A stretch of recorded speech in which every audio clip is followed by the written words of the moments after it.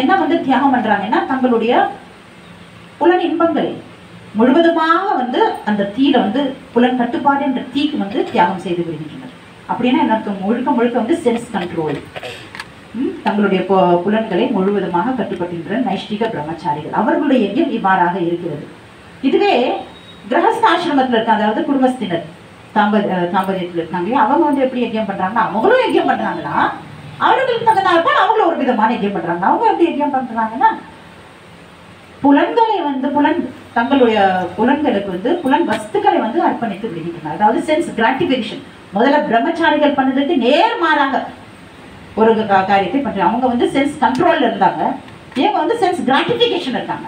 அதாவது இவர்கள் வந்து இந்த மாதிரி கல்யாணம் பண்ணி குழந்தைகளை பெற்றுக்கொள்வது, இந்த மாதிரி விஷயங்கள் எல்லாம் ஏற்படுறாங்க. அதுவும் எப்படி இருக்குன்னா ஒரு கட்டுப்பாடோட செய்யணும். அதுவும் ஒரு ரூல்ஸ் அண்ட் ரெகுலேஷன்ஸை ஃபாலோ பண்ணிட்டு இருக்கணும் அப்படின்னு சொல்றாங்க. எப்படின்னாக்கா கிரகமேதி கிரகஸ்தர் அப்படின்னு நம்ம வந்து ரெண்டா பிரிக்கலாம். கிரகமேதினாக்க புலன்களுக்காகவே, புலன்களை திருப்தி செய்வதற்காகவே, தங்களுடைய சுகங்களுக்காகவே வந்து வாழ்ந்து கொண்டிருப்பது. Animals are also like that. நம்ம திருநாய்கள் பார்த்தா அதுவும் சாப்பிடுது, அதுவும் தூங்குது. மனிதர்களும் அவ்வாறே சாப்பிட்டு கொண்டு தூங்கிட்டு கொண்டு வாழ்க்கை வெறும் இந்த புலன்களை திருப்திப்படுத்துறதுக்காகவே வாழ்ந்து கொண்டால் அப்போ மனிதனுக்கும் அந்த விலங்குக்கும் வித்தியாசமே இல்லாமல் போய்விடும் இல்லையா? ஸோ கிரகஸ்தானா ஓரளவுக்கு தங்களால் முடிந்த அளவு இந்த யஜ்யத்தை அவங்களும் செய்யணும். மேதியாக இருக்கக்கூடாது, கிரகஸ்தராக இருக்க வேண்டும். ஸோ அவர்கள் இவ்வாறாக யஜ்யம் செய்கின்றனர். ஸோ ஒவ்வொருவரும் அவர்களோட தகுதிக்கு ஏற்றாற் போல யஜ்யத்தை செய்கின்றனர். கிரகஸ்தர்களும் வந்து எப்படி இருக்காங்கன்னாக்கா நம்ம நேற்றுக்கு ஏகாதேசிக்கு நம்ம விரதம், ஏகாதேசி விரதம் இருக்குது, பக்தருடைய சங்கத்துல இருந்து புனித தாம் யாத்திரை போறது, அந்த மாதிரி எல்லாம் இருக்கிறது. ஸோ ஹரிநாமத்தை உச்சாரணம் பண்றது, இந்த மாதிரி நம்ம வந்து பகவானுக்கு நம்மளுடைய சாதன முறையை நம்ம வந்து பண்ணலாம். ஸோ இது ஒரு விதமான யஜ்யம். ஸோ இப்படி ஒருத்தர் ஒவ்வொரு விதமான யஜ்யம் பண்றாங்க. இதுல வந்து அடுத்த கட்டமாக யோகிகள், ஞானிகள் வந்து பிரம்மத்தை நோக்கி தங்களுடைய யஜ்யத்தை செலுத்துகின்றனர். ஸோ அவங்களுடைய டெஸ்டினேஷன் வந்து பிரம்ம ஜோதியாக அமைகிறது. யோகிகள் அதையும் தாண்டி ஒரு படி மேலே போறாங்க. அவங்க எப்படி யஜ்யம் பண்றாங்கன்னா ஹிருதயத்தில் இருக்கின்ற அந்த பரமாத்மா என்ற அந்த யஜ்யத்துல வந்து தங்களுடைய பிராணத்தையே பிராணாயாமால தேர்ச்சி பெற்று அது முழுவதுமாக அது தேர்ச்சி பெற்று தங்களுடைய அந்த முழு பிராணத்தையுமே வந்து அந்த பரமாத்மாவுக்கு அர்ப்பணித்து விடுகின்றார்கள். ஸோ அது வந்து இருக்கிறதே ரொம்ப கஷ்டம். அது அஷ்டாங்க யோகா அஷ்டாங்கமாக உடலை துன்புறுத்தி கொண்டு எந்தெந்த விதத்திலே வந்து உடலை வந்து அஷ்டாங்கமாக வந்து பயிற்சி பண்ணி கடைசியில் வந்து பகவானுக்கு வந்து இறுதி கட்டமாக தங்களுடைய மூச்சு காற்றையே பகவானுக்கு வந்து பரமாத்மாவுக்கு ஹிருதயத்தில் இருக்கின்ற பரமாத்மாவுக்கு அர்ப்பணித்து விடுகின்றார். அவருடைய விதமாக இருக்கின்றது. ஸோ கடும் தவம். அதில் வந்து ஒரு குட்டி கதை பார்க்கலாம். அதுக்கு தான் இந்த ஃபைலை ஸ்டோர் பண்ணேன். இதில் பிளே ஆகுதான்னு தெரியல. பிளே ஆகுதா?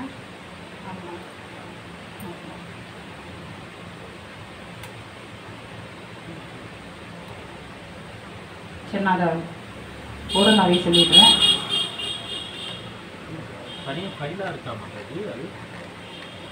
வீடியோ தனியா ஃபைலா இல்ல, அதுல எம்பெட் பண்ணிருக்கேன். எல்லாமே இதுல போட்டு பென் டிரைவ்ல அதுல தனியா எம்பெட் பண்ணிருக்கேன். அதனால ஓகே.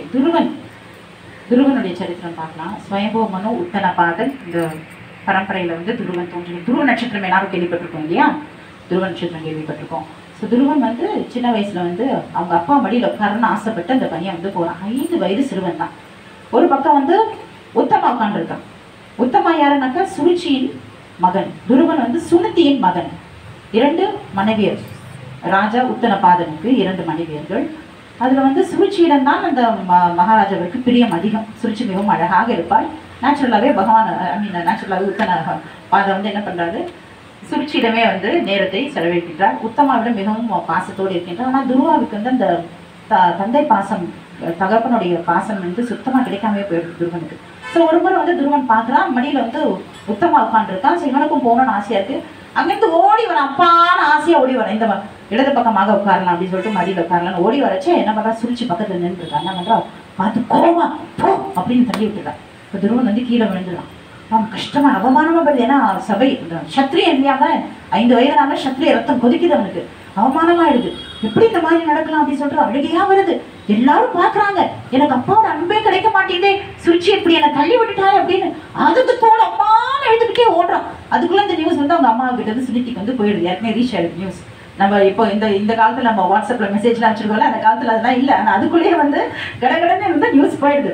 அவங்க அம்மா வந்து அப்படியே வந்து 2 கையை தாங்கிக்கிறாங்க. துருவன் ஓடி வரும்போது அப்படியே வந்து ஆரம்பிச்சுக்கிறாங்க. அம்மா சொல்றாங்க, அம்மா எனக்கு இந்த மாதிரி அப்பாவோட அன்பே கிடைக்காதா அப்படின்னு குழந்தை ஏற்கிறான்.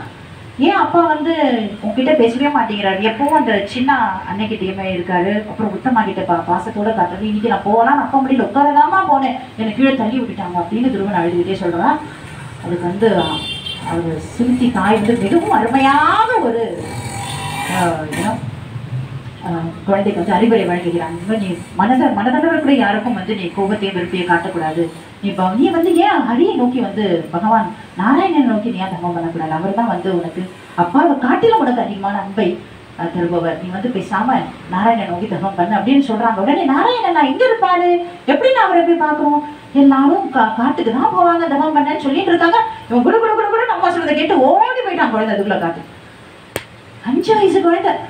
அவங்க அம்மாவுக்கு கஷ்டமா இருக்கு, சரி ஆசீர்வாதம் பண்ணி அனுப்பிச்சிட்டாங்க. ஒரு விதமாக வழிபி வச்சாலும் மனதெல்லாம் வந்து துருவன் மீதியா இருக்கு. குழந்தை என்ன பண்றாங்க இது பண்றாங்க அப்படி காட்டுக்கு தனியா போயிடுறான். அங்க போய் ஒவ்வொரு மரம் கொடி எல்லாம் போய் இந்த தொடர்ந்த காடு, அதுவும் எப்படி அந்த யுகத்துல எப்படி இருக்கும். இப்பவே நம்ம காட்டுக்குள்ள போனா மிருகங்கள் எல்லாம் இருக்கின்றது. அந்த சத்தியுகத்திலேயே அந்த 5 வயது குழந்தை அடர்த்தியான காட்டுக்குள்ள எப்படிப்பட்ட விலங்குகள் எல்லாம் இருக்கும், மிகவும் கொடிய மிருகங்கள் எல்லாம் இருக்கும், விஷம் கக்குகின்ற நாகங்கள் இருக்கும், சர்ப்பங்கள் அங்கங்கே நூர்ந்து கொண்டிருக்கும். சின்ன குழந்தை 5 வயசு குழந்தை தான் அந்த காட்டுக்குள்ள போயிடுறான். போயிட்டு நாராயணா நாராயணா நீ எங்க இருக்கியா, நாராயணா நீ நாராயணாவா நீ நாராயணாவா, நாங்க இருக்கிற மரம் செடி கொடி எல்லாத்தையும் கேட்டுட்டு இருக்கான். கட்டி பிடிச்சி அழுதுட்டு இருக்கான். இங்க நாராயணா இங்க நாராயண. நாரதர் இதெல்லாம் பார்த்து கொண்டு இருக்க நாராயண நாராயண. நாரதர் வந்துடுறார். நாரதர் வந்துட்டு சொல்றாரு, நீ சின்ன பையனா இருக்கியே, இப்ப எதுக்கு நீ காட்டுக்கு வந்த, நீ போய் சாபம் ஒண்ணு பண்ணு, உங்க அம்மா அப்பா அங்க தேடிட்டு இருப்பாங்க, நீ வீட்டுக்கு போ, நீ பெருசா வளர்ந்தோடனே நீ திருப்பி வரலாம் என்ன அப்படின்னு சொல்லி அந்த பையன் இந்த பையன் போறானான்னு பாருங்க டெஸ்டிங் பண்றாராம் நாரத முனி. அவன் என்ன பண்ண அந்த டெஸ்ட் எல்லாம் பாஸ் பண்ணிட்டான். இஸ் வெரி டிட்டர்மைண்ட், அதாவது ரொம்ப வந்து உறுதியோடு இருக்கின்றான். துருவனுடைய அந்த உறுதி வந்து அந்த துருவனுடைய அந்த டிட்டர்மினேஷன் இருக்கு. அதை பார்த்து நாரத முனிக்கு ரொம்ப சந்தோஷப்படுறாரு. அப்புறம் என்ன பண்றாரு, அவரே வந்து அதோட டைரக்ட் இனிஷியேஷன் மாதிரி நாரத முனியோட திருவாயாலே வந்து அந்த மந்திரத்தை வாங்கி கொள்கிறார்.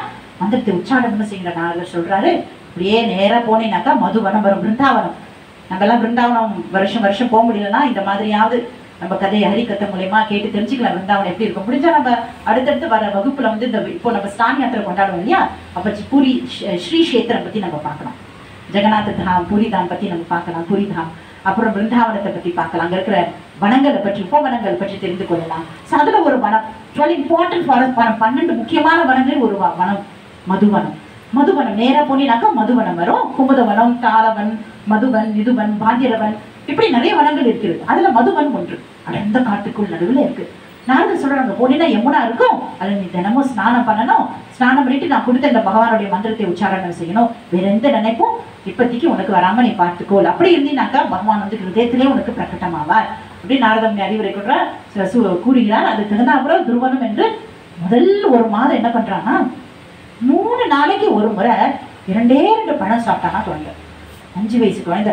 நம்ம ஏகாதசி பாஸ்டிங் இருக்கு, ஒரு வருஷத்துல ஒரு நாள் பாஸ்டிங் இருக்கிறதுக்கு இவ்வளவு கஷ்டப்படுறோமே, நிருச்சல ஏகாதசி இருந்துச்சு, அப்பா நான் நிருச்சல ஏகாதசி இருந்துச்சுன்னு ஒரே பெருமைப்பட்டுக்கிறோம் இல்லையா. 5 வயசு குழந்தை 24 மணி நேரம் தண்ணி குடிக்காம இருக்கிறதுக்கு நமக்கு அவ்வளவு கஷ்டமா இருக்கு. 3 நாளைக்கு ஒரு முறை 2 பழம் சாப்பிட்டானா குழந்தை. அடுத்த மாதம் 6 நாளைக்கு ஒரு தடவை காய்ந்த இலைகளை தின்கின்றான், பழம் கூட இல்லை. அப்படியே தமம் பண்ணிக்கிட்டே இருக்கான். பகவானுடைய நாமம் வந்து அப்படியே அவனுக்கு ஒரு பாதுகாப்பு கவச்சமாக மாறிவிடுகிறது. அதிலேயே மூழ்கி திளைக்கின்றான். அப்போ பசி தூக்கம் எல்லாம் மறக்குது குழந்தைக்கு. 6 நாளைக்கு ஒரு முறை காஞ்ச இலைகளை மட்டுமே சாப்பிட்டு கொண்டிருந்தாங்க. அடுத்த மாதம் இன்னும் அடுத்த லெவலுக்கு போயிட்டாங்க. அதாவது 12 நாளைக்கு ஒரு முறை தான், 9 நாளைக்கு ஒரு முறை தான் தண்ணீரை மட்டும் பருகின்றான். 9 நாளைக்கு ஒரு முறை தண்ணீரை மட்டும் குடிக்கின்றான். 5வது மாதம் அதையும் தாண்டி மேலே போயிட்டான். அதாவது மூச்சை அடக்கும் அளவுக்கு பிராணாயணமாகும். அது பிராணாயணமான ஹை லெவல் போயிட்டு அதை நல்லா மூச்சை என்ன பண்றான், அப்படி அடக்கி கொள்கின்றான். 12 நாளைக்கு ஒரு முறை தான் அந்த மூச்சை விடுகின்றானா. அப்புறம் அதை கம்ப்ளீட்டா ஸ்டாப் பண்ணிட்டான். அதையும் பகவானுக்கு பரமாத்மா அந்த ஹிருதயத்திலே தோன்றின்ற பரமாத்மாவுக்கு ஃபைனலா அர்ப்பணித்து விடுகின்றான். ஸோ அவனுடைய அந்த தவம் அவ்வளவு இன்டென்சிட்டி. அதை பார்த்து பகவான் என்ன பண்றாரு, கடைசியா முறை துருவா கண்டயத்துல நான் வந்திருக்கிறேன் அப்படின்னு பகவான் சொல்றாரு. ஆனா துருவன் வந்து கண்ணை திறக்க மாட்டேங்கிறான். ஏன்னா சொல்றானா, இப்படித்தான் நிறைய முறை நீங்க சொன்னீங்க, நான் நீங்க வந்திருக்கேன் நினைச்சு கண்ணை திறந்து பார்த்து ஏமாந்து போயிட்டேன். இந்த முறை நான் ஏமாற மாட்டேன். உண்மையிலேயே நீங்க வந்திருக்கீங்கன்னா என் ஹிருதயத்திலேயே உங்களுடைய குரல் மட்டும் தானே கேட்கிறேன். ஹிருதயத்துல என்னுடைய அந்த ஹிருதய கமலம் இருக்கிறது அல்லவா, அதிலும் தங்களுடைய முகத்தை நான் காண வேண்டும் அப்படின்னு சொல்றான் துருவன். அப்படியே பகவானுடைய ஸ்பஷ்டமான இந்த திருமுகம் ஹிருதயத்திலே தெரிகிறது. அப்படி ஒரு சந்தோஷம் துருவனுக்கு. கண்ணை திறந்து பார்க்கிறான். இத்தனை நாள் பசி தூக்கம் இல்லாம நாராயணா நாராயணா சொல்லி அந்த நாராயணன் அப்படியே நிற்கிறாரு. தாமரை போன்ற கண்கள் என்ன, அவருடைய கரங்களிலே சங்கு கதா பத்மம் என்ன, அதை பார்த்து குழந்தைக்கு வாயிலிருந்து வார்த்தை வரல. பாடணும்னு ஆசையா இருக்கு, ஆனா பாட்டு வரல. என்ன பண்றது, ஸ்கூலுக்கு போல. பகவான் அதை புரிஞ்சுக்கிறார். அந்த குழந்தைக்கு எவ்வளவு ஆசை இருக்கு. சங்கால அப்படியே எனக்கு நான் பண்றேன், சங்க அப்படி தொட்டு வைக்கிறார். அவ்வளவுதான். அப்படியே அதுக்கப்புறம் நம்ம பார்க்கலாம் ஸ்ரீமத் பாகவத்துல அந்த துருவன் எப்படி வந்து பிரார்த்தனை பண்றான் அப்படின்னு. ஸோ எதுக்காக இது சொல்ல வந்தேன்னா, முதல்ல எதுக்கு போனா துருவனுக்கும் சுரிச்சு வந்து இந்த மாதிரி என்ன கீழே தள்ளி விட்டுட்டா, நான் வந்து ஸ்வயம்பூமனை விட பிரம்மாவை காட்டி வந்து பிரம்மாண்டமான ஒரு லோகத்தை வந்து நான் வந்து அதை ஆட்சி செய்யணும் அப்படின்னு வந்து பௌதிகமாக தான் இருந்தது உங்களுடைய ஆசை. ஆனா இன்னைக்கு அந்த நாமத்தை உச்சாரணம் செய்யலாம் கொஞ்சம் கொஞ்சமாக அந்த பௌதிக ஆசைகள் எல்லாம் அந்த ஞானம் என்கிற தீயில் பசுமமாகிறது. கடைசி அவன் என்ன சொன்னான் தெரியுமா, பகவான் கேட்கிறார், எதுக்கு தவம் பண்ணி அதை கொடுக்கறதுக்கு வந்திருக்கேன். அப்போ அவன் ஒண்ணுமே வேண்டான்றான். உடைந்த கண்ணாடி கல்லவா, கண்ணாடி தூளி கல்லவா நான் ஆசைப்பட்டு விட்டேன். அதை வச்சுட்டு நான் என்ன பண்ண முடியும், உடைஞ்சு போன கண்ணாடி வச்சுட்டு நான் என்ன பண்ண முடியும். இந்த ஒரு அழகான திருமுகத்தை இந்த திருவடி கல்லவா சேவை செய்ய வேண்டும் என்று நான் கேட்டிருக்க வேண்டும். அதை விட்டு இது இந்த அற்பத்தனமான விஷயங்களை கேட்கலாம் நான் வந்து அப்படின்னு துருவன் வந்து வெக்கப்படுறான். சரி, உடைஞ்ச கண்ணாடி துண்டுக்காலம் ஆசைப்பட்டுட்டான் அப்படின்னு. ஸோ எந்த அளவுக்கு அந்த மனம் மாறுகிறது. எதுக்காக சொன்னாங்க, யஜ்யத்துக்காக சொன்னாங்க. ஸோ முதல்ல பௌத்திக ஆசைகள் இருந்தாலும் அது படிப்படியாக கடைசியில் எங்க வந்து முடியுதுன்னா பக்தியில தான் வந்து முடியுது. ஸோ இந்த மாதிரி யஜ்யம் எல்லாம் பண்றோம் இல்லையா, அதுக்கெல்லாம் ரிசல்ட் என்ன அப்படின்னு பார்த்தா, ஆல் தி யஜ்யா கல்மினேட்ஸ் இன் ஞானம் பெருக்கிறது. அந்த ஞானம் என்ன செய்கிறது, உன்னத அறிவு கொஞ்சம் கொஞ்சமாக மனதை தூய்மைப்படுத்துகிறது. அப்பொழுது இந்த ஆசைகள் எல்லாம் விட்டு விலகி கடைசியில் நம்ம வந்து பகவானுக்கு அந்த தூய பக்தி, அனன்ய பக்தி தொண்டு செய்ய வேண்டும் என்கிற எண்ணமே கிடைக்கிறது. இதுதான் கடைசிய ரிசல்ட் வந்து இதுதான். ஸோ இன்னும் எத்தனை ஞானம், எத்தனை விதமான யஜ்யம் செய்தாலும் அது ஞானத்தில் போய் முடிகிறது. அந்த ஞானம் கடைசியில் வந்து பக்தியில் கொண்டு போய் முடிகிறது. அதுக்கு தான் இந்த துருவனுடைய சரித்திரத்தை வந்து நான் இன்னைக்கு சொன்னேன். இன்னைக்கு அதுவும் இல்லாமல் இன்னைக்கு மகாத்வாதேஸ்வரியா இன்னைக்கு நல்லது. ஸோ ஹரிகத்தால் வந்து துருவனுடைய ஸ்டோரியும் சேர்த்து இன்க்ளூட் பண்ணிட்டேன். அடுத்தது ஸோ இந்த மாதிரி எல்லாம் வந்து பகவான் யஜ்யத்தை பற்றி பேசுறாரு. யஜ்யத்தோட ரிசல்ட் என்ன அதெல்லாம் சொல்லிட்டு, இப்போ நான் எவ்வாறு இந்த சரி இத்தனை நாள போன வருஷம் அதுக்கு போன வாரம் அதுக்கு போன வாரத்துலேருந்து நம்ம வந்து உன்னதறிவிலே சொல்லி கொண்டிருக்கிறோமே, அந்த உன்னதறிவை நம்ம எவ்வாறு பெற வேண்டும், நான் என்ன பண்ணணும் கிருஷ்ணா, நான் எப்படி வந்து இதை அப்ரோச் பண்ணணும், யாருக்கிட்ட இருந்து கேட்டு நான் இதை தெரிஞ்சுக்கணும், நமக்கு வந்து கேள்வி வரணும் இல்லையா. How to receive this knowledge, whom we should approach, யாரை நாம் அணுகுவது, குரு பரம்பரையிலிருந்து வருகின்ற ஒரு குருவை அணுக வேண்டும். இப்பொழுதுதான் பகவான் சொல்கின்றார், தத்விதி பிரணிபாத்தேன பரிப்ரஷ்னேன சேவையா உபதேசந்தி தே ஞானம் ஞானினஸ்தத்வதர்ஷினஹ. அதாவது அட்லீஸ்ட் 2 குணங்கள் இருக்க வேண்டும். எவ்வாறு குருவை அணுக வேண்டும்னா 2 முக்கியமான விஷயங்கள் நம்ம வந்து ஃபாலோ பண்ணணுமா. என்ன பண்ணணும்னாக்கா, முதல்ல வந்து ஸ்ரத்தையோட குரு வந்து பணிவிடை செய்கின்ற ஒரு சேவை செய்கின்ற மனோபாவத்தோட வரை அணுக வேண்டும். அடுத்தது கேள்வி கணங்கள், அதாவது கொஸ்டின் வந்து இன்க்விசிட்டிவா இருக்கும், ரொம்ப ஈகரா கொஸ்டின் கேட்டு வந்து நம்ம வந்து அவர்கிட்ட இருந்து இந்த நாலேஜ் வந்து வாங்கிக்கணும் அப்படின்னு சொல்றாங்க. கேள்விகள் வந்து கேட்க வேண்டும், ஆர்வத்துடன் கேள்விகளை கேட்க வேண்டும். அப்புறம் எவ்வாறு பணிவிடை செய்ய வேண்டும், ரொம்ப தாழ்மையோடு அவரை எதிர்த்து அவர் ரொம்ப இவர் ஞானியோ அப்படின்னு சந்தேக பார்வையோட சேலஞ்சிங்கா குருவை வந்து பார்க்க கூடாதா. இந்த mood of surrender we should approach and we should get this knowledge. இந்த 2 முக்கியமான எலிஜிபிலிட்டி கிரைட்டீரியா இருக்கணும். இதை மூலியமா வந்து நம்ம குரு கிட்ட இருந்து ஞானத்தை நாம் பெற முடியும். ஸோ இந்த 2, so surrender to Guru. why we should surrender. So குருவை அணுக வேண்டும், எப்படி அணுகணும்னு அந்த 2 விஷயம் பார்த்தோம். எதற்காக அணுக வேண்டும் என்றால், ஏன் நம்ம குரு வந்து அணுக வேண்டும் அப்படின்னு பார்த்தா, குரு தான் வந்து இந்த உன்னத ஞானத்தை முழுவதுமாக உணர்ந்திருக்கின்றார். ஸோ யார் இந்த உண்மையை உணர்ந்திருக்கிறார்களோ அவர்களிடத்துல தான் உண்மையை அறிந்து கொள்ள முடியும் இல்லையா. உண்மையை பார்த்தவர்கள் தான், பகவானை உணர்ந்தவர்களிடம் தான் பகவானை பற்றி நாம் தெரிந்து கொள்ள முடியும். ஸோ பகவானை உணர்ந்தவர்கள்கிட்ட இருந்து பயபக்தியோடு நாம் இந்த ஞானத்தை பெற வேண்டும். அப்புறம் இன்னொரு விஷயம் என்ன சொல்றாங்க, முன்னாடி ஸ்லைடுக்கு போகணும். குரு கிருஷ்ண ரூபா ஆனா சாஸ்திர பிரமாணே குரு ரூபே கிருஷ்ணா கிருபா கரேனா பக்தகனே அப்படின்னு ஒரு ஸ்லோகம் இருக்கு. அதாவது குரு கிருஷ்ண ரூபா, அதுல தெரியுது இல்ல, குரு வந்து கிருஷ்ணருடைய ரூபமாக வருகிறார். கிருஷ்ணர் சுரூபமாகவோ கிருஷ்ண ரூபமாக அவர் பிரதிநிதியாகவோ வருகின்றார். குரு என்பது கிருஷ்ணருடைய டைரக்ட் ரெப்ரசன்டேட்டிவ் ஆஃப் காட் தான் வந்து குரு. ஸோ பகவானுக்கு எந்த அளவுக்கு நம்ம வந்து பணியோட செய்கின்ற, பகவான் மேல எந்த அளவுக்கு நம்ம ஸ்ரத்தையோட வந்து பக்தியோட வந்து பகவானை வந்து நம்ம வழிபடுறோமோ அதே அளவுக்கு குருவுக்கும் நாம் பணிவிடைகளை செய்ய வேண்டும், ஸ்ரத்தையோடு இருந்து அந்த ஞானத்தை பெற வேண்டும்னு சொல்லியிருக்கு.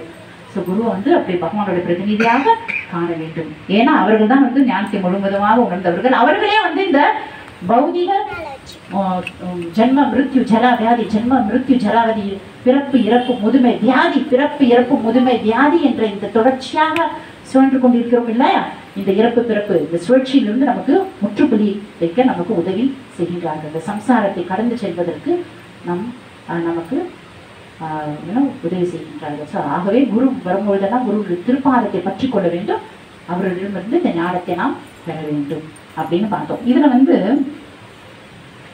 யார் இந்த குரு? இவர்கள் ஆச்சாரியர்கள். ராதாகிருஷ்ணா கோலோகத்துல வந்து இருக்காங்க இல்லையா, ராதாகிருஷ்ணன் இந்த ராதாகிருஷ்ணருக்கு டைரக்டா வந்து பணிவிடை செய்கின்ற மஞ்சரிகள். ஆனா இங்கே தோன்றும் பொழுது ஆச்சாரியராக நமக்காக தோன்றி நாம் பிறக்கின்றோம். நாம் நாம் செய்கின்ற பாவம் இல்ல புண்ணிய கர்மம் அதெல்லாம் நாம பிறக்கின்றோம், நமக்குரிய இச்சைகளால நாம பிறக்கணும். ஆனா அவர்கள் வந்து அவ்வாறு பிறக்கிறது இல்லை, பகவானுடைய பிரதிநிதிகளாக தோன்றுகின்றார்கள், பகவானுடைய ஆணை நிறைவேற்றுவதற்காக தோன்றுகின்றார்கள். ஸோ அந்த மாதிரி வந்து ஒவ்வொரு முறையும் குரு வரும்பொழுது ஆச்சாரியர்கள் தோன்றும் பொழுது நாம் மிகவும் கண்டிப்பாக அவர்களிடத்திலே நாம் அவர்களிடம் சென்று இந்த ஞானத்தை கண்டிப்பாக நாம் மிகவும் ஆர்வமாக பணிவிடை செய்து பெற்றுக்கொள்ள வேண்டும். அப்புறம் இன்னொன்னு சொல்றாரு, விதுர பரமாத்மா பத்தி நம்ம எல்லாருக்கும் தெரியும் ரைட்டா. விதுராணியும் விதுரரும் ஒரு நாள் வந்து கிருஷ்ணர் வராரு அவங்க வீட்டுக்கு. சரி அவங்க வந்து பணிவிடை செய்யறாங்க. துரியோதனை வந்து அங்க ராஜபோகம் செஞ்சு அரண்மனையில வந்து கிருஷ்ணருக்காக எல்லாத்தையும் வச்சிருக்கான். கிருஷ்ணர் பார்த்தாரு, ஒன்றுத்துலயும் அன்பு இல்லை, பக்தியே இல்லை, என்ன படையில வேணா போடு. கிருஷ்ணருக்கு பசி எடுக்கலையா. அவர் என்ன பண்ணாரு, அந்த குடிசையில இருக்கிற விதுரர் வீட்டுக்கு வராரு. அங்க வந்து என்ன சாப்பிட்டாரு, வாழைப்பழ தோலெல்லாம் சாப்பிட்டாரு. வாழைப்பழத்தை சாப்பிட்டுனாலும் பரவாயில்லையே, அத்தனை பெரிய ராஜபோகம் எல்லாம் விட்டுட்டு கடைசியில வந்து விதுர வீட்டுல வந்து என்ன பண்றாரு, விதுராணி வந்து பரவசில கிருஷ்ணரா பரவசில என்ன பண்றாங்க, பழத்தைக்கிட்ட போட்டு தோலை கொடுக்குறாங்க. விதுரர் பக்கத்துல அப்படியே ரசிச்சுட்டு தோலை சாப்பா. கிருஷ்ணராவது அம்மா நீ தோலை கொடுத்துட்டேன்னு சொன்னாரியா, அவரு என்ன பண்றாரு, ரசிச்சுக்கிட்டே அவருடைய அந்த பக்தியை ரசிச்சு தோலை சாப்பிட்டு இருக்காரா பகவான். கீழே பழம் தோலை நல்லா ருசி சாப்பிட்டு இருக்காரு. அப்படிதான் ரெண்டு பேருக்கு பாக்குறாங்க, என்ன பண்ணிட்டு இருக்க, நீங்களாவது சொல்லக்கூடாது, நான் எங்க பார்த்தேன், நீ தான் பழத்தை கொடுக்கலான்னு நினைச்சேன். அப்புறம்தான் ரெண்டு பேர் பாக்குறாங்க பகவான் வந்து தோலை சாப்பிட்டு இருக்காரு. இந்த மாதிரி பகவான் வந்து அதான் 9வது அத்தியாயம் வரும்போது நம்ம பார்க்கலாம். பத்திரம் புஷ்பம் பலம் தோயம் யோமே பக்தையா பிரேச்சி. தண்ணி கொடுத்தாலும், ஒரு சின்ன இலையா இருந்தாலும் பழமா இருந்தாலும் என்னவா இருந்தாலும் பக்தியோட ஸ்ரத்தையோட இருந்து பகவானுக்கு கொடுத்தின. பகவானே அன்போடு நீ எப்போ நைவேத்தியம் செய்கின்றார், அப்பொழுதுதான் பகவானுக்கு வந்து பசி வருதான், பகவான் வந்து இதை ஏற்றின்றார். துரியோதன் வீட்டு அரண்மனைக்கு போகலையே பகவான், விதுராத்மா வீட்டுக்கு வந்து குடிச்சு வந்து வாழைப்பழ தோலை சாப்பிட்டாரு கிருஷ்ணவர்மன். ஸோ இந்த மாதிரி வந்து பகவான் இருக்கோம். எதுக்காக இது சொல்ல வந்தேன்னா, மைத்ரேயர்கிட்ட இருந்து விதுரர் வந்து ஞானத்தை வாங்குற உன்னதறிவுன்னு பேசிட்டு இருப்பாங்க இல்லையா. விதுர பரமாத்மா வந்து மைத்ரேயர்கிட்ட இருந்து ஞானத்தை வாங்கி கொள்கிறார். மைத்ரேயர் சொல்லி நான் உனக்கு இந்த உன்னதறிவை வழங்கி விட்டேன், என்ன வேண்டும் என்று கேட்கிறார். அப்போ வந்து விதுரர் சொல்றாரு, ஆமா கரெக்ட் தான், ஆனா நீங்க கொடுத்த இந்த உன்னதறிவை நான் முற்றிலுமாக உணர வேண்டும் என்றால், in case I have to relish this myself, if I have to relish this, if I have to feel this myself, நானே இதை உணர வேண்டும் என்றால், முற்றிலுமாக உணர வேண்டும் என்றால், நான் உங்களுடைய அந்த திருப்பாதங்களுக்கு பணிவிடை செய்ய வேண்டும். I have to do service for a lotus feet. Only then I can really experience all these things practically அப்படின்றான். நான் அதை உணர்னா ப்ராக்டிக்கலா உணர்னா உங்களுக்கு பணிவிடை செய்தாதான் என்னால உணர முடியும். இப்படிப்பட்டது எதுக்காக சொன்னாங்க, விதுரர் வீட்டுல போய் தோலை சாப்பிட்ட கிருஷ்ணர் கரெக்டா அப்படி ஒரு நிலையில இருக்க அந்த விதுரரே இந்த மாதிரினா அப்ப நம்ம எல்லாம் என் மாத்தணும். அதுக்காக எனக்கு கதையை சொன்னாங்க, நம்ம எல்லாம் என் மாற்றணும். விதுரரே இப்படி சொல்றார் மைத்திரேயர்கிட்ட. அப்போ நாம் எவ்வாறு இந்த குருவை அணுக வேண்டும், எப்படி பணிவிடை செய்து குருவிடமிருந்து நாம் இந்த ஞானத்தை பெற வேண்டும் அப்படின்னு நம்ம புரிஞ்சுக்கணும் இல்லையா. எவ்வளவு முக்கியம். பகவானே வந்து சாந்தி பண்ணி பகவான் ஸ்கூல் போகணும்னு அவசியம் இருக்காங்க. ஏ பி ப சி கர்ன சவுண்ட் எல்லாம் பகவான் படிச்சுட்டு ஏ பார் ஆப்பிள்னு படிக்கணுமா கிருஷ்ணருக்கு? ஸ்கூலுக்கு போகணுமா என்ன? சாந்தி பண்ணி கிட்ட போறாரு. எதுக்காக போறாரு? ராமச்சந்திரனா வரும்போது போறாரு, கிருஷ்ணனா வரும்போதும் போறாரு, சைத்தன்ய மகாபிரபு வரும்போது ஸ்கூலுக்கு போறாரு. எதுக்காக போறோம்? கிருஷ்ணர் ஸ்கூல் போனா அவசியம் இல்லை. எதுக்கு போறாருன்னா, கிருஷ்ணரே ஸ்கூலுக்கு போல நான் போறோமா அப்படி நாம எல்லாம் நம்ம கேட்க மாட்டோமா? கேட்போமா இல்லையா? நல்ல விஷயம் எல்லாம் கேட்க மாட்டோம். ஆனா இதெல்லாம் கரெக்டா பசங்க சொல்லுவாங்க, கிருஷ்ணரே போல நான் போகணுமா அப்படின்னு. ஸோ பெரிய யார் வந்து இந்த எது யாச்சனதி ஸ்ரேயசம் இருக்கு இல்லையா.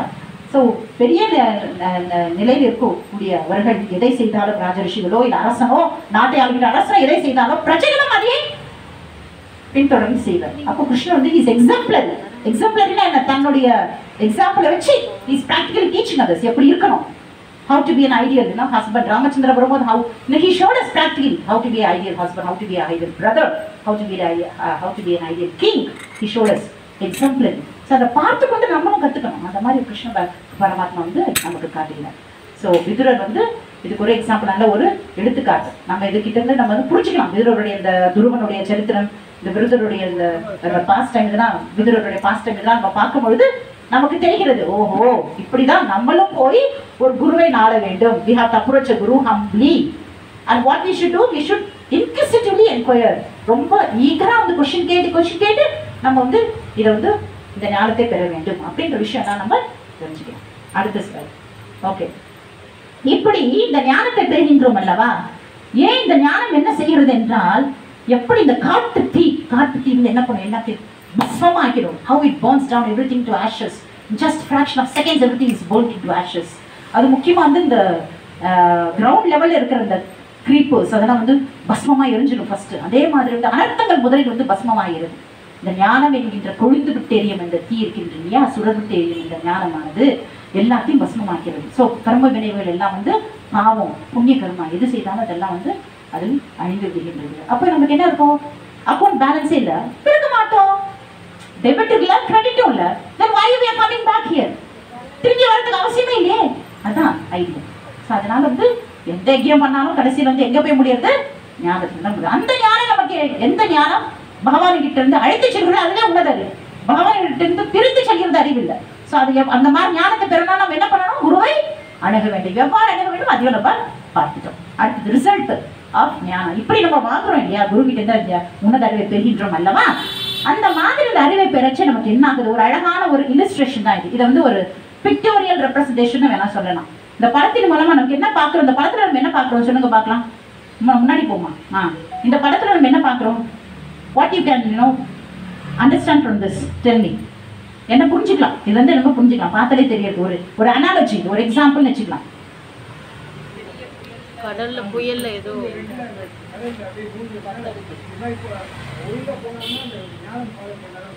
எக்ஸலண்ட். ஸோ இந்த மாதிரி சம்சார கடல் வந்து திமிங்கலம் மாதிரி பெரிய பெரிய ஷார்க்ஸ் மாதிரி பெரிய பெரிய ப்ராப்ளம்ஸ் இருக்கு. சுனாமி வருது, கரெக்டாக சைக்ளோன் வருது, டொர்னேடோ வருது, இதெல்லாம் இருக்கு நம்ம வாழ்க்கையில். இதெல்லாம் நம்ம கிராஸ் பண்ணி தான் போவோம். நானே தத்தளிக்கிறேன், என்கிட்ட லைஃப் ஜாக்கெட் இல்லை. எப்படி பண்ணுவீங்கன்னா அது கேள்வி. லைஃப் ஜாக்கெட்டும் இல்லை. லைஃப் ஜாக்கெட் தான் அந்த குரு, இல்லைன்னா அந்த படகு வந்து குருன்னு வச்சுக்கலாம். குரு அணுகுனாதான் நம்ம வந்து எப்படிப்பட்ட புயலா இருந்தாலும் அதை சாமர்த்தியமாக நம்ம கடந்து செல்ல முடியும். அந்த ஞானம் இல்லாட்டி நம்ம எப்படி போக முடியும், நானே தத்தளிச்சுக்கலாம், முழுகதான் முடியும். ஒரு படகு வந்து எக்ஸாம்பிள். இந்த மாதிரி புயலை சிக்கிய படகு எப்படி இது குரு அந்த டைரக்ஷன்ல காம்பஸ்லன்னா திக்கு தெரியாம திசை தெரியாம திணற விடுகின்றாரோ, அதே போலதான் குரு இல்லாட்டி இந்த ஞானம் இல்லாட்டி நம்ம திணற வேண்டும், மாயாவுக்கு அடிமையாக வேண்டும். மீண்டும் மீண்டும் பிறப்பு இறப்பு ஜென்ம மிருத்தி ஜரா வியாதி முற்றுப்புள்ளியே இல்லாம போயிடும். மறுபடியும் 84 லட்சம் பேர் 84 lakh ஸ்பீஷிஸ் எடுத்துக்கோமா, மறுபடியும் அதே தப்பே நம்ம திருப்பி பண்ணிட்டே இருக்கும். இந்த பிறவிலையாவது ஒரு ஃபுல் ஸ்டாப் வைக்க வேண்டாம். அதனால என்ன பண்ணணுமா, இந்த படத்தை பார்த்து புரிஞ்சுக்க. அடுத்த இல்லஸ்ட்ரேஷன், ரெண்டாவது இல்லஸ்ட்ரேஷன் போகணும்.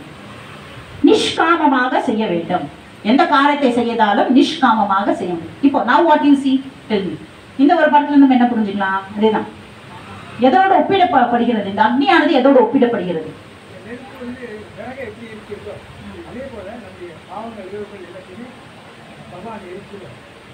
ஞானம் என்கிற அந்த அக்னி, ஞானம் என்கின்ற அந்த அக்னி வந்து எவ்வாறு பஸ்மமாக்கிறது, நம்மளுடைய அந்த அஜ்ஞானம் என்ற இருட்டை போக்குகிறது அல்லவா. lamp and lighting a lamp, instantly there is brightness in the house, there is no darkness, right? ஒரு விளக்கை ஏற்றி வைக்கும் போது அந்த க்ஷணம் நமக்கு வெளிச்சம் வருகிறது. அதே மாதிரி அந்த ஞானம் பிறக்கிறது, அப்போவே அஜ்ஞானம் என்கிற இருட்டு, அறியாமை என்ற இருட்டு விலகி விடுகிறது, அனர்த்தங்கள் எல்லாம் அழிந்து விடுகின்றன. So this is another beautiful illustration so that we can relate to this, no? So இதை பார்த்து நம்ம தெரிஞ்சுக்கலாம். ரொம்ப முக்கியமா ஞானத்துக்கு அப்போ நம்ம என்ன பண்ணணும், அந்த உன்னத அறிவை நம்ம எவ்வாறு பெற வேண்டும் அப்படியே நம்ம முயற்சி செய்யலாம். நம்மளே நானே ஒரு கோச், ஃபார் எக்ஸாம்பிள் ஒரு பேட்மிண்டன் ஒரு பையன் வந்து என்னுடைய பையன் வச்சு my son is going for some coaching. அவன் என்ன பண்றான், அந்த கோச் பர்டிகுலர் பேட்மிண்டன்னா பேட்மிண்டன் கோச்சிங் போகணும், கராட்டேனா கராட்டே, அதுக்கு ஒரு மாஸ்டர் இருக்கு, கராட்டே மாஸ்டர் இருக்கு, நான் ஹார்மோனியம் இருக்கு, ஹார்மோனியம் குரு கிட்ட போகணும். இந்த மாதிரி பௌதிக விஷயங்கள் நம்ம கத்துக்கிறதுக்கே நமக்கு ஒரு குரு தேவைப்படுது. பகவத்கீதை பகவானுடைய திருவாயில் என்று வருகின்ற பகவானுடைய அந்த கீதமானது, அதை புரிந்து கொண்டு நம்ம நானே படிச்சு தெரிஞ்சுக்கிறேன்னா என்ன முட்டாள்தனம் அது. கரெக்டா இல்லையா? அப்போ அந்த ஞானத்தை முற்றிலுமாக பெற்றிருக்கிற ஒரு பக்தரிடம் அல்லவா நாம் சென்று இந்த அறிவை பெற வேண்டும்.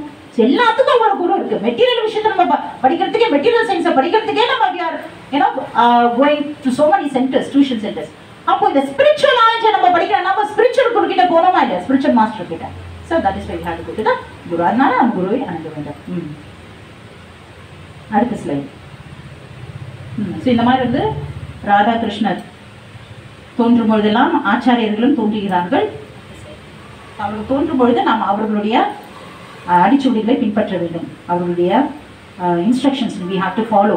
அவங்க நம்மளுக்கு சாஸ்திரங்கள் நிறைய வழங்கியிருக்கின்றாங்க. அந்த சாஸ்திரங்கள் எல்லாம் வந்து அவருடைய அந்த சாது சங்கத்தில் இருந்து கொண்டு, பக்தருடைய சங்கத்தில் இருந்து கொண்டு நாம் வந்து இந்த ஞானத்தை பெற வேண்டும். So when they are coming, we should not let go of them. We should catch hold of their lotus feet. அவங்களுடைய திருப்பாதங்கள் வந்து நாம் பத்திரமாக பற்றிக்கொள்ள வேண்டும். It's a very rarest opportunity. Rarest of the rarest opportunity. 1000 வருடங்களுக்கு ஒரு முறை தான் இந்த மாதிரி பக்தர்கள்லாம் தோன்றுவார். பிரபுபாதெல்லாம் நம்மள மாதிரி பிறக்கிறது கிடையாது. 1000 வருடங்கள் ஒரு முறை பகவான் அனுப்பிச்சிருக்கிறார். அவரோட டைரக்ட் ரெப்ரஸன்டேட்டிவ்ஸ் அவங்கலாம் வராங்கன்னாக்கா அதெல்லாம் கமிங் ஆன் பிஹாஃப் ஆஃப் கிருஷ்ணான்னு அர்த்தம். அப்படி வரும்போது அந்த சான்ஸ் நம்ம விட்டுடலாமா? ஏன்னா அடுத்த 10,000 வருஷத்துக்கு அப்புறம் இதெல்லாம் ஒண்ணுமே தெரியாது. இந்த மாதிரி எதுவுமே யாருக்குமே புரியாது. பகவத்கீதெல்லாம் படிக்க மாட்டாங்க. இப்பவே எப்படி இருக்கு எதிர்ப்பு, எத்தனை எதிர்ப்பு இருக்கு நமக்கு தெரியும். களி முற்ற எவ்வாறு இருக்கும் இந்த சினாரியோ உங்களை நினைச்சு கூட பார்க்க முடியாது. they will all become like zombies. ஒண்ணுமே இருக்காது. ஒரு விலங்கு எவ்வாறு வாழ்ந்து கொண்டிருக்கிறதோ அந்த நிலைமைக்கு தள்ளப்படும் மனிதன். அந்த மனித நெறிகளே பின்பற்ற முடியாத அளவிற்கு வந்து மாறிவிடும். ஸோ நமக்கு இது கோல்டன் ஆப்பர்ச்சுனிட்டி. இப்பவே நமக்கு அந்த சான்ஸ் இருக்கு. we should not let go of it. இதுவே நம்மளோட கடைசி. why can't we take this as the last opportunity? This is the last chance for us. This could be the last chance. Why should we let go of this chance? How do we know that we'll even take birth in India again? How do we, how can we guarantee that we'll get this human body again? என்ன நம்ம அங்கீகாரம் கொடுக்க முடியும்? என்ன உத்தரவாதம் கொடுக்க முடியும்? நமக்கு இந்த சரீரம் திருப்பி கிடைக்கும் என்ன உத்தரவாதம் தர முடியும்? கிடையாது. ஸோ நம்ம என்ன பண்ணுவோம்? எதுக்கு தான் பிரபுபாத சொல்றாங்க, இந்த மனித பிரிவிற்கே தான் லூப் ஹோல். லூப் ஹோல்னா இது மூலியமா தப்பிக்க முடியும். So this is the loop whole for us. இது மூலியமா தான் நம்ம இந்த birth, death, disease, old age, ஜென்ம, மிருத்யு, ஜரா, வியாதின்னு இருக்கு இல்லையா, இதுக்கு முற்றுப்புள்ளி வைக்க முடியும். அதனால இது வந்து நம்ம கண்டிப்பாக இதை பின்பற்ற வேண்டும். அடுத்தது who will fail to attain Gnana, who will attain ஞானா? எவ்விதமான மனிதர்கள் வந்து இந்த ஞானத்தை பெற முடியும், எவ்விதமான மனிதர்கள் வந்து ஞானத்தை பெற முடியாது, தகுதியற்றவர்கள் அப்படின்னு பகவான் வந்து சொல்றாரு. யாருக்கெல்லாம் வந்து ஞானம் வந்து கிடைக்காது, அது கஷ்டம், யாருக்கெல்லாம் புரியாதுனாக்கா, அதான் இப்ப சொன்னேன் இல்லையா, some are like very low, like living their lives without any goal. Human purpose தான் என்ன, எதற்காக தோன்றினோன்ற ஒரு பர்பஸே தெரியாம animal life, they are just living an animal life. They are sophisticated animals. அவ்வளவுதான் sophisticated animals னு சொல்லலாம். அப்படியே ஏதாவது ஃபேட் ஷர்ட் போட்டுட்டு ஒரு மிருகம்னு சொல்லலாம். நாய் வந்து ரொம்ப கஷ்டப்பட்டு தெருவில் சண்டை போட்டு கஷ்டப்பட்டு சாப்பிடுதானே, இவன் என்ன பண்றான், டைனிங் டேபிள் உட்காந்து நிம்மதியா சாப்பிட்டு இருக்கான். அவ்வளவுதான் வித்தியாசம். நாயை தூங்குது, இவனை தூங்கிட்டு இருக்கான். நாயை நல்லா என்ஜாய் பண்ணி இவனை என்ஜாய் பண்ணிட்டான். இதே மாதிரி ஈட் ஸ்லீப் என்ஜாய் இதை மூணையே பண்ணிட்டு இருந்தோம் வச்சுக்கோ. அப்புறம் அந்த விலங்குக்கும் மனிதருக்கும் வித்தியாசம் எல்லாம் போயிடும். We should understand why we have this precious human life. நம்ம அதை புரிஞ்சுக்கிட்டு அதோட பர்பஸ் என்னன்றது பகவத்கீதை மூலமாக நாம் தெரிந்து கொள்ள வேண்டும். இதற்கு ஒரு முற்றுப்புள்ளி வைக்க வேண்டும். நாம் நாயாவோ பூனையாவோ பிறந்திருந்தோம், அந்த ஹரிநாமத்தை உச்சாரணம் கூட நம்மால் செய்ய முடியாது. So we have this opportunity, we should not let go of this. So அந்த மாதிரி இருப்பவர்களால் இந்த ஞானத்தை பெற முடியாது. கொஞ்சமாவது எஃபர்ட் போடணும் இல்லையா, ஞானத்தை பெறணும் அப்படின்ற ஒரு முயற்சி போடணும், ஒரு ஸ்ரத்தையோட போய் கற்றுக்கணும், இந்த மாதிரி ஏதாவது எஃபர்ட் போடணும். ஒன்றுலாம் அதெல்லாம் முடியாது. I will do only sense gratification. I want to eat, I want to sleep, I want to enjoy, I will do only sense gratification. புலனின்ப செயல்களை மட்டுமே நான் செய்வேன் அப்படின்னு இருந்தா ஐம் சாரி. கிருஷ்ணா நான் சொல்ல, கிருஷ்ணா சொல்ல ஐம் சாரி. இந்த பிறவில எந்த பிறவிலும் அவர்களுக்கு சந்தோஷமே கிடையாது அப்படின்னு சொல்லிட்டார். அடுத்தது இன்னொரு யாரு, சாஸ்திரங்களை நம்பிக்கை இல்லாம இருக்குது. பகவத்கீதை இந்த காலத்துல யாரும் Bhagavad Gita படிப்பாங்களா? It's not relevant to modern age, should not read Bhagavad Gita. And some people even say, my child is too young and Bhagavad Gita is very high for them. I am saying no, it is not. Babies and children, they start from 6 years. Children are coming from 6 years onwards. I never said that it is too high. we are thinking like that. எங்களுக்கெல்லாம் புரியாது. வயதானதுக்கு அப்புறம் பார்த்துக்கணும். வயதானதுக்கு அப்புறம் பயம் தான் வரும், பக்தி வராது. பகவானே பகவானே கிருஷ்ணா கிருஷ்ணா 50 வயசுக்கு அப்புறம் பயம் தான் வரும், அது பேர் பக்தி இல்லை. அப்புறம் என்ன பண்றது? ராமா கிருஷ்ணன் கதை என்ன பண்றது? எல்லாம் கிடைச்ச சான்ஸ் எல்லாம் விட்டுட்டு யமதர்மா வரும்போது கிருஷ்ணா கிருஷ்ணா கிருஷ்ணா அப்ப என்ன பண்ணுவாரு கிருஷ்ணர்? நல்லா இருக்கே, எக்ஸாமுக்கு ப்ரிப்பேர் பண்ணாம கடைசி நேரத்தில் காப்பி அடிச்சு விட்டு அடிச்சு பாஸ் பண்ணிடலாம். ஆனா இந்த எக்ஸாம் இருக்கே, life exam, death is the final exam. At the final time, you cannot make this. Any changes, no. Yama will not wait. Time is not going to wait. Yama is not going to wait. காத்துட்டு இருப்பாருமா, please ஒரே ஒரு chance கேட்க முடியுமா? யம தர்ம ராஜா, யம தர்மர்னு சொல்றாங்க. ஏன்? பர்ஃபெக்டா இருப்பார், ஒன்றும் அசைய மாட்டாரு. ஸோ நம்ம அந்த சான்ஸை விட்டுறக்கூடாது. ஸோ சாஸ்திரம்ல நம்பிக்கை, நம்ம ஃபெய்த்லெஸ்ஸாக இருக்கக்கூடாது. We should believe in Shastras because they are spoken. They are coming from the direct, they are the lotus words spoken by Supreme Lord himself. Bhagavad Gita வந்து குருக்ஷேத்திரத்தில் தேர்ந்தெடுத்து பகவான் பேசியிருக்கார், மறுபடியும் பேசியிருக்கார். ஃபர்ஸ்ட் டைம் பேசல, மறுபடியும் பேசியிருக்கார். 5000 years it was re-spoken. It was not spoken for the first time, it was re-spoken. It was given to River Swan millions and millions of years ago. So Bhagavad is not 5000 years old. அப்படின்னு நம்ம புரிஞ்சுக்கலாம். அது எவ்வளவு முக்கியமான ஒரு விஷயம் என்றால் பகவான் மறுபடியும் மறுபடியும் வந்து இந்த ஞானத்தை வழங்குகிறார். எப்போது அந்த பர்பஸ் சர்வ் ஆகல பகவான் வராது. ஏன்னா அதோட மெசேஜ் டிஸ்டார்ட் ஆயிடுச்சு. பகவானால பொறுக்க முடியல. நான் என்ன சொல்ல வந்தா நீ என்னமோ சொல்லிட்டு இருக்கியே, பொறுக்க முடியல. பகவான் மறுபடியும் வராது. அப்போ எவ்வளவு முக்கியமான விஷயம் அது. அப்போ நம்ம அதை சாஸ்திர நம்பிக்கையோட நாம் தெரிந்து கொள்ள வேண்டாம். குருவை அணுகி அதை கற்றுக்கொள்ள வேண்டும். அடுத்தது மூணாவது, இப்படியெல்லாம் வந்து பகவான் வந்து லிஸ்ட் எல்லாம் சொல்லிட்டு இருக்காரு. யாருக்கெல்லாம் வந்து சில பேருக்கு என்ன வந்து மூணாவது பாயிண்ட் என்னன்னா, சில பேருக்கு வந்து ஸ்கிரிப்சர்ஸ்ல ஃபெய்த் இருக்குமா, ஓரளவுக்கு நம்பிக்கை இருக்கும். ஆனா என்ன பிரச்சனைனா யூடியூப் பிரச்சனை. என்ன யூடியூப் பிரச்சனை அப்படின்னா, யூடியூப்ல அங்கங்க ஒரு குரு இருக்காங்க இப்பெல்லாம். கரெக்டா மோதிரம் மாட்டிட்டு இந்த கையில ஒரு 5 மோதிரம், இந்த கையில ஒரு 5 மோதிரம் மாட்டிக்க வேண்டியது. டிஃப்ரெண்டா திலக் போட, திலக்கெல்லாம் இருக்கவே இருக்காது. உங்களுக்கு டிஃப்ரெண்டா கலர் தான் நம்ம திலக் போட வேண்டியது. அப்புறம் பிதற்ற வேண்டியது. blah blah blah blah blah blah. கிருஷ்ணர் ஏன் எப்படி சொன்னார்? You know why Krishna said this? Why should I know what he was thinking about Krishna? Right? கிருஷ்ணர் ஏன் எப்படி சொன்னார் தெரியுமா? கிருஷ்ணர் ஏன் அப்படி சொன்னார் தெரியுமா? இவங்களாம் வந்து டிஸ்டார்ட் பண்றது. they are misinterpreting Bhagavad Gita. பகவான் சொல்ல வந்த அந்த பர்பஸ் வந்து சர்வாக போகுது. அந்த மாதிரி யூடியூப் வீடியோஸ் கேட்டு யூடியூப் பாபா, யூடியூப் குருஸ் நிறைய பேர் இருக்கனால என்ன ஆயிடுதா, சாஸ்திரத்தை நம்பிக்கையிலான they are confused. எங்க போற, இங்க ஒரு வாய் அங்க ஒரு வாய், இவர கடைசி எதையும் முழுவதுமாக தெரிந்து கொள்ள முடியாம திணறி திக்கி தடுமாறி போகின்றனர். ஜனக்கு வந்து misguided, they are misguided, population is misguided. அவர்களுக்கு வந்து ஞானம் சரியான முறையிலே அவர்கள் பெறவில்லை. அதனால வந்து they are confused. கடைசியில் என்ன ஆகுது, சாஸ்திரத்தின் மேல நம்பிக்கை நம்ம போயிடும். ஒருத்தர் இப்படி சொல்றாரு, ஒருத்தர் அப்படி சொல்றாரு, ஒருத்தர் கிருஷ்ணர் பிறக்கிறாங்கிறாரு, ஒரு கிருஷ்ணனுடைய இது அங்க லப் டப் துடிக்குதுன்றாங்க. இப்படி எல்லாம் ஒருத்தர் யூடியூப்ல ஒண்ணு போட்டிருந்தா என்ன, யூடியூப்பை பார்த்து படிச்சுக்கலாமா? பகவத்கீதை எப்படி அணுக வேண்டும் இப்போதான் பார்த்தோம் இல்லையா? அந்த மாதிரி குருவை, அந்த குரு பரம்பரை வழியாக வருகின்ற பிரம்ம மத்வ கௌடிய சம்பிரதாயா இல்லை ஸ்ரீ சம்பிரதாயா, எப்படி அந்த சம்பிரதாயத்தின் மூலியமா குரு பரம்பரை மூலியமா வருகின்ற ஒரு குருவை அணுகி இந்த ஞானத்தை நாம் பெற வேண்டும். It is very important. So you should be very very wise in selecting your guru. Who you are selecting, that is very important. Okay, you should be an eligible bona fide authority. அவர்கள் கிட்ட இருந்து நாம் இந்த அறிவை பெற வேண்டும். So இந்த மாதிரினா நிஷ்காமமாக கர்மத்தை செய்ய வேண்டும். நிஷ்காமமாக கர்மத்தை செய்ய வேண்டும். யஜ்யம் எல்லாம் வந்து யார் யார் அவர்களுடைய தகுதிக்கு ஏற்றால் போல ஒவ்வொரு மாதிரி யஜ்யம் செய்யலாம். கடைசியில எல்லாம் வந்து ஞானத்தில் முடியுது. காரியங்கள் வந்து அக்கர்மா, அந்த மாதிரி நிஷ்காமமா செய்யணும். காரியத்தை விட அட்டாச்மெண்டோடு செய்யக்கூடாது. பலனை எதிர்பார்த்து பண்ணக்கூடாது. பண்டிதராக இருக்க வேண்டும். இப்படி எல்லாம் வந்து பகவான் வந்து அர்ஜுனருக்கு சொல்கின்றார். சொன்னதுக்கு அப்புறம் அர்ஜுனர் வந்து பகவானை பார்க்கிறார். அர்ஜுனர் சொல்றாரு, இப்ப டவுட்ஸ் எல்லாம் கிளியர் ஆயிடுச்சா? எல்லா டவுட்ஸும் கிளியர் ஆயிடுச்சா? சோ நாவ் கெட் அப் அர்ஜுனா, ஃபைட் அப்படின்றாரு. அர்ஜுனா எழுந்து நெல்ல, சண்டை போடு, எழுந்து அப்படின்றாரு. உன்னுடைய இந்த டவுட்ஸ் எல்லாம் இருக்கே, இந்த சந்தேகங்கள் எல்லாம், இந்த கூரிய வாள் எப்படி, எந்த வாள் வந்து ஞானம் என்ற வாளால் வீழ்த்தி அறிந்து விட்டு எழுந்து நெல் Arjuna, get up and fight அப்படின்றாரு. தட்டி கொடுக்குறாரு அர்ஜுனருக்கு. அர்ஜுனருக்கு வந்து அப்படியே திரும்ப வருது. இருந்தாலும் வந்து இன்னும் ஒரு டவுட் வரும்போது அது என்ன அப்படிங்கிற அடுத்த வாரம் நாம் காணலாம். அர்ஜுன் கேட்டுட்டே 18 அத்தியாயம் வரைக்கும் அவரை விடாம, ஆனா best student. No, this is how we should also be. இந்த மாதிரி தான் கேள்வி கேட்டு கேட்ப டீச்சருக்கு இன்ட்ரெஸ்டிங்கா இருக்கும். Now Krishna is in the mood of teaching. குருவோட ஸ்தான். ரெண்டு பேரும் சக்காஸ், buddies and best buddies. திடீர்னு எப்படி ஆயிட்டாங்க? கிருஷ்ணர் வந்து குரு ஆயிட்டாரு. அர்ஜுனர் வந்து அப்படியே அந்த ஞானத்தை பெறுகின்ற சீடனாக மாறிவிட்டார். ஸோ பகவான் முதல் எலிஜிபிலிட்டி கிரைட்டீரியா ஞாபகம் இருக்கா? போன வாரம் சொன்னேனே, எலிஜிபிலிட்டி கிரைட்டீரியா என்ன? யாருக்கு இந்த ஞானம் பெற வேண்டும்? நம்ம எப்படி இருக்கணும்? யூ ஷுட் ஹேவ் ஸ்ரத்தையா இருக்கணும், அப்புறம் டிவோஷன் இருக்கணும், பக்தி இருக்கணும். ஸோ அர்ஜுனன் வந்து சக்கிய பாவத்தில் இருந்தாரு, பக்தியோட இருந்தாரு. அதனால வந்து கிருஷ்ணர் வந்து அர்ஜுனர் வந்து செலக்ட் பண்றாரு. எத்தனை பேர் இருந்தாங்க, எல்லாரையும் விட்டுட்டு கிருஷ்ணரை செலக்ட் பண்ண. பீஷ்மர் இருக்காரு, அவரோட வயதுல முதிர்ந்தவங்க எவ்வளவு பேர் இருக்காங்க, அதெல்லாம் விட்டுட்டு அர்ஜுனரை செலக்ட் பண்ணாதான் இந்த காரணம். பக்தோசிமே சகாச்செட்டி ரகசியம் ஏத்தது உத்தமம். உத்தமமான ரகசியம், இந்த உத்தமமான ஞானம், உத்தமமான உத்தம புருஷனான பகவான் வந்து கிருஷ்ணர் வந்து வழங்குகிறார். அதை வந்து நாம் எவ்வாறு பெற வேண்டும் என்பதை நாம் பார்த்தோம். ஹரே கிருஷ்ணா. உன்னத ஞான விபாக யோகா சாப்டர் 4 உன்னத. ஹரே கிருஷ்ணா.